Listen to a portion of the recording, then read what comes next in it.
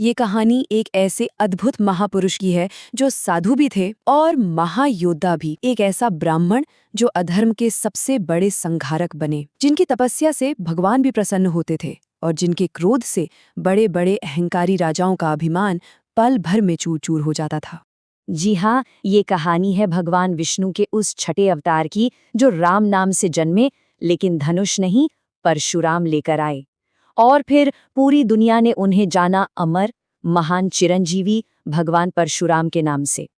तो चलिए उस युग में चलते हैं। परशुराम के जन्म से पहले धरती पर धर्म का संतुलन बिल्कुल बिगड़ चुका था। अब देखिए, धर्म का मतलब सिर्फ पूजा पाठ नहीं होता। धर्म का मतलब होता है कर्तव्य और न्याय के नियम जो समाज को चलाते हैं। लेकिन उस वक्त राजा खुद को भगवान समझने लगे थे। प्रजा पर जुल्म हो रहा था, ब्राह्मणों का अपमान होता था और क्षत्रिय वो तो अपनी शक्ति के नशे में ये भूल ही गए थे कि उनका धर्म रक्षा करना है, अत्याचार करना नहीं। तो जब अधर्म की ये सारी सीमाएं टूटने लगी तब भगवान विष्णु ने संतुलन को वापस लाने का संकल्प लिया। और इसके लिए उन्होंने एक ऐसे अवतार को चुना जो खुद ब्राह्मण होकर अधर्म के खिलाफ सबसे बड़े योद्धा बनेंगे।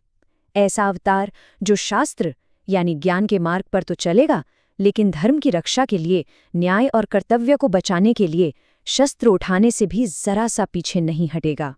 तो कहानी शुरू होती है हिमालय की तराई में। महर्षि जमदग्नि और माता रेणुका के आश्रम में एक बालक का जन्म हुआ। नाम रखा गया राम। लेकिन ये कोई सामान्य बालक नहीं था। जहां दूसरे बच्चे खिलौनों से खेलते थे, इनकी रुचि मंत्रों में थी। जहां दूसरे बच्चे अस्त्रों को देखकर डरते थे, ये उन्हें समझने की कोशिश करते थे। जैसे ही जवानी की दहलीज पर कदम रखा, राम ने तपस्या के लिए हिमालय का रास्ता चुन लिया। उन्होंने सालों तक इतनी कठोर तपस्या की कि कहते हैं तीनों लोग कांपने लगे थे। आखिरकार स्वयं महादेव प्रकट हुए और उनकी भक्ति से खुश होकर उन्हें एक दिव्य परशु यानी एक फरसा दिया, और बस उसी पल से राम परशुराम बन गए। लेकिन एक साधु जो अब अन्याय के खिलाफ हथियार उठाने वाला था, उसे धर्म और दिल की शायद अब तक की सबसे कठिन परीक्षाओं से गुजरना पड़ा। एक ऐसी परीक्षा जहां कर्तव्य ने कुछ ऐसा मांगा जिसकी कोई कल्पना भी नहीं कर सकता था। हुआ ये कि एक दिन ऋषि जमदग्नि किसी बात पर बहुत ज्यादा क्रोधित हो गए और गुस्से में उन्होंने अपने बेटों को आदेश दिया कि वो अपनी ही मां रेणुका का वध कर दें। उनके चारों बड़े बेटे तो डर से कांप उठे। भला कोई अपनी ही मां पर हाथ कैसे उठा सकता है? किसी की हिम्मत नहीं हुई। तभी परशुराम आगे बढ़े और उन्होंने वो किया जो किसी ने सोचा भी नहीं था। उस युग के धर्म के हिसाब से पिता की आज्ञा बेटे का सबसे बड़ा कर्तव्य थी। परशुराम जानते थे कि उनके पिता अपनी तपस्या की शक्ति से किसी भी भूल को सुधार सकते हैं, तो उन्होंने भारी मन से अपने पिता की आज्ञा का पालन किया। जब ऋषि का गुस्सा शांत हुआ तो वो अपने बेटे की कर्तव्य निष्ठा देखकर बहुत खुश हुए और उसे वरदान मांगने को कहा। और यही परशुराम ने अपनी बुद्धि और प्रेम का परिचय दिया। उन्होंने सबसे पहले अपनी माँ का जीवन वापस मांगा, फिर अपने भाइयों के लिए माफी मांगी और आखिर में खुद के लिए अजय होने का वरदान। पिता ने खुशी खुशी तीनों वरदान दे दिए। लेकिन असली परीक्षा तो अभी बाकी थी। कुछ समय बाद एक बहुत ही ताकतवर राजा कार्तवीर्य अर्जुन अपनी विशाल सेना के साथ उनके आश्रम पहुंचा। आश्रम में एक दिव्य गाय थी, कामधेनु, जिसने राजा और उसकी पूरी सेना को भरपेट भोजन कराया। ये चमत्कार देखकर राजा के मन में लालच आ गया और जाते जाते वो जबरदस्ती कामधेनु को अपने साथ ले गया। जब परशुराम आश्रम लौटे और उन्हें ये पता चला तो उनका क्रोध जाग उठा।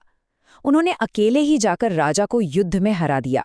लेकिन अधर्म, वो इतनी आसानी से कहाँ रुकता है। बदले की आग में राजा के बेटों ने निहत्थे ऋषि जमदग्नि की ही हत्या कर दी।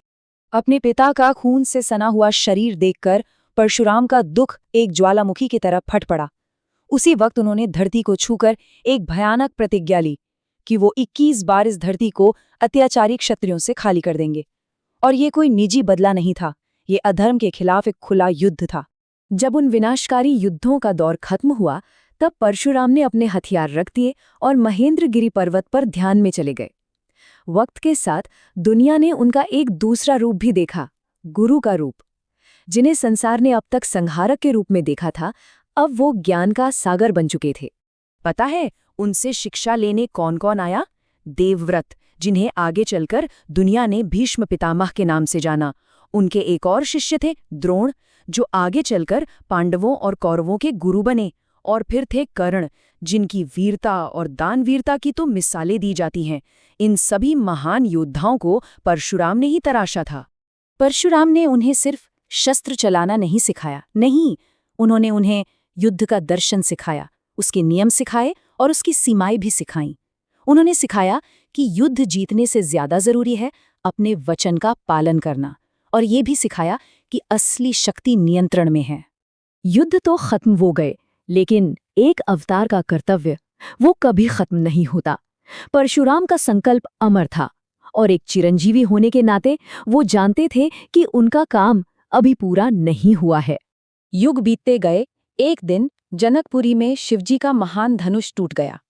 परशुराम गुस्से में वहां पहुंचे, लेकिन जब उन्होंने श्री राम को देखा तो उनकी आंखों में वही शांति और मर्यादा दिखी, और वो तुरंत समझ गए कि उनके सामने स्वयं भगवान विष्णु के अगले अवतार खड़े हैं।